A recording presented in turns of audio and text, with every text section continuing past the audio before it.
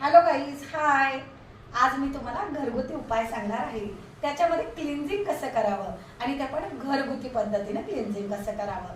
तर क्लिन्झिंग हे निसर दुधाने केले जातं. आणि निसर दूध म्हणजे काय? आता तुम्ही म्हणाल निसर दूध आणायचं कुठून आणि ते काय असतं? तर निसर दूध हे गाईचं किंवा म्हशीचं काढलेलं ताजं दूध असतं. ताज्या दुधावर जे काही एक छानसा असा पातळ जो द्रव येतो, तुम्ही हाताने जर पाहिलं तर त्याला एक असा द्रव आलेला असतो चिकट. त्याच्यामुळे ते वरचा जो द्रव असतो तो काढून आपण चेहऱ्याला लावायचा आणि त्या फ्रेश क्रीमनी आपलं क्लिन्झिंग करायचं. खूप सुंदर क्लिन्झिंग आणि मॉइश्चरायझिंग होतं. त्याच्यानंतर स्क्रब हे पण घरगुती करू शकतो. तर स्क्रब कसं करायचं?